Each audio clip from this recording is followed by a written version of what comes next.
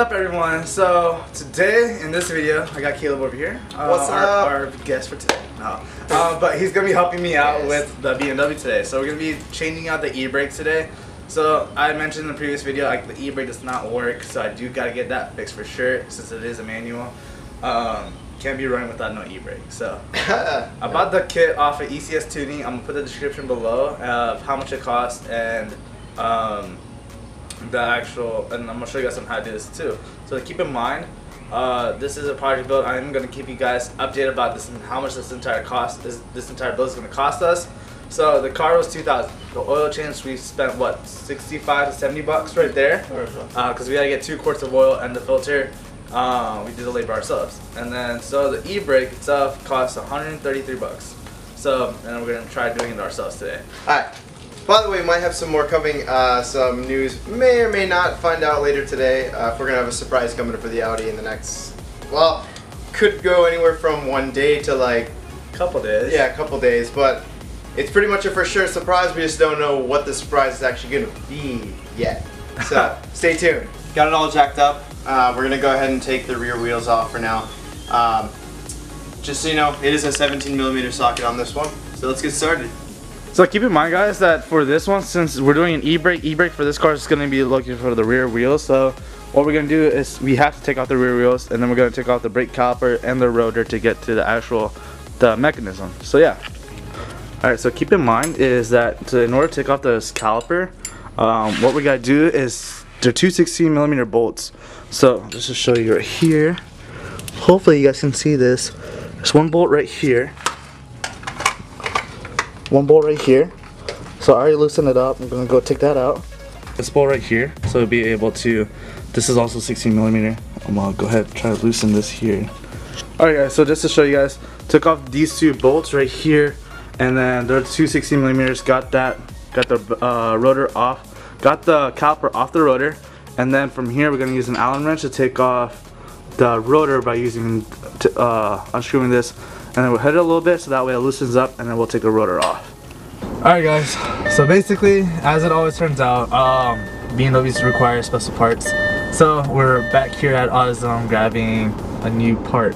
Well, I thought I had this. It's a 16mm socket, but to take off the caliper. So the driver's side came off easily. So the only issue is the passenger one, and I can't get it. And either we're turning the wrong fucking direction, or it is tight. So to be fair, we've tried both directions and neither are working. We've used WD-40 like multiple times. We do have it leaving. I filled it up a lot before we left, so maybe that'll loosen it up. But yeah, we need a 16mm socket. We have a 15. We have a 17, but not a 16. And we don't have a 16. So we're here gonna grab one. We're also gonna grab. Yeah, basically, actually, that's it. I think that's it. Yeah. The one time we only need one thing. Right. All right. So see you guys soon. Yeah. Alright, so essentially after you get everything taken off the outside, then you go ahead and you look at taking the rotor off. In order to get the rotor off after the caliper, there's a 6mm Allen wrench hole right here. I mean, it might not be exact position as you guys, but basically you take that off first. It'll look like that. Just a little screw. You take that off, and then on this one, it is a 2001. Honestly, these rotors probably haven't been replaced in years, so it was pretty corroded. Honestly, just take a hammer, smack some of these points around here for a while until it loosens up. You'll see some dust kind of come out of the edges of it, and then once it starts moving a little bit, gives you a little play. Just yank it off.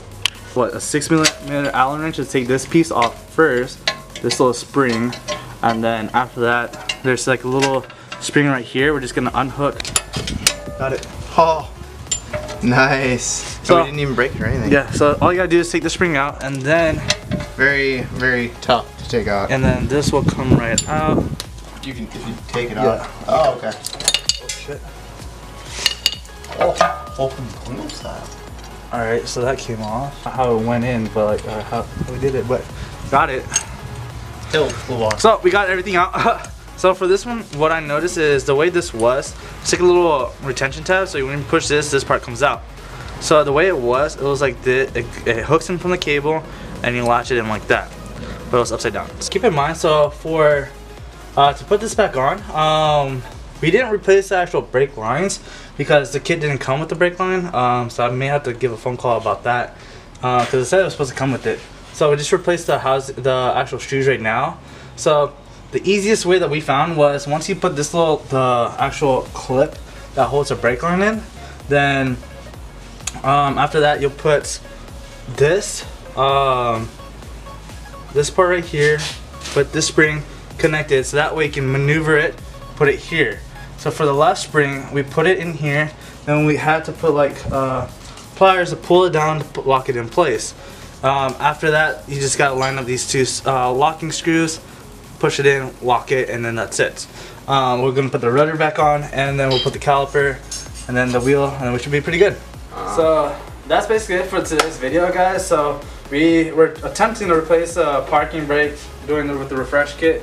One didn't come with a brake line, so we just did it with the shoes and the new hardware with it. It does feel a lot more harder, but once I did realize the brake lines were intact as it is, the only issue is the actual handle. The handle itself is missing a clip that actually locks in whenever you lift it up.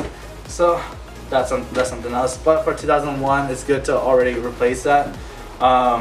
We got super dirty for some new hardware, which isn't bad idea, you know, to put this stuff on there. But in the same time, like, I wish we would have been able to fix the whole thing. But we would be able to drift it right now because it wouldn't lock into place, which is kind of what you want if you want a drift car. But just for temporary, while we're fixing everything up, we definitely want it to be able to lock and store it. Yeah. So I guess it'll be another day. We might still do those brake lines. I think you might contact the company, see if we can get those brake lines sent out. Other than that, I think we will have another video pretty shortly for you on that surprise we talked about earlier. We're going to go ahead and see what we can find out about that today. So look forward to a surprise in the next video. See you guys.